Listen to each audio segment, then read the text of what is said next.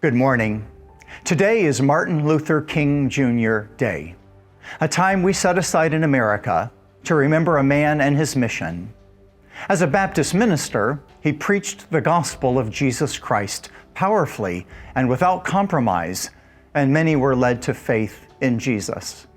As a Black man, he saw the injustice of segregation and the ways African Americans were judged and even mistreated. He felt God led him to speak up and lead out in social activism, bringing the issue to light and pleading for conversations, compassion, and change in the laws of our land. In many ways, he was successful, which is why we honor him and his efforts on this day. Dr. King was born in Atlanta in 1929. He was assassinated in 1968. In his brief 39 years of life, yes, 39 years, God used him to facilitate significant changes in laws, attitudes, and behavior. I was old enough to understand the peaceful protests he led. The largest was in 1963, a demonstration to protest racial discrimination and to show support for major civil rights legislation that was pending in Congress. More than 200,000 people gathered in the shadow of the Lincoln Memorial to plead for equal justice for all citizens under the law. What a commendable cause, and one that proved effective. Sadly, you can't change the hearts of men, so prejudice still continued, but at least the laws were changed to make sure that there was liberty and justice for all. Dr. King wrote one of the most powerfully delivered speeches of all time, "I Have a Dream," in which he cast a vision where all people were treated fairly and citizens of all races could join together for a better America. Perhaps today you and I could take a few minutes and read it or listen to it. I was 12, and I still remember the moments I saw the reports on TV of his assassination. It was heartbreaking. And while he was silenced, many other civil rights leaders rose up to keep the cause alive. Well, you and I know in recent days we've seen more injustices and others who have risen up to speak. Sadly, it's turned violent, something Dr. King would never approve of. It's also created divisions because the rhetoric has become so emotionally charged.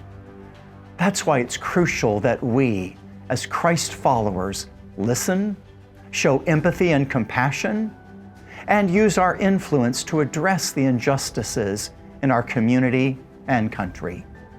And in the church, to address any attitudes of the heart that are unloving, proud, or unkind.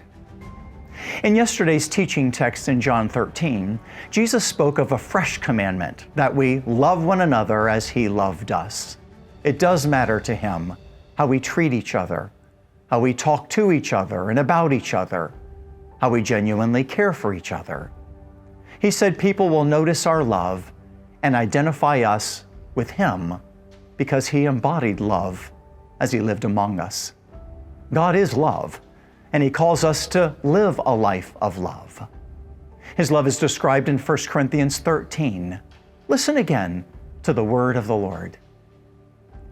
If I speak in the tongues of men and of angels, but have not love, I am a noisy gong or a clanging cymbal. And if I have prophetic powers and can understand all mysteries and all knowledge, and if I have all faith so as to remove mountains, but have not love, I'm nothing.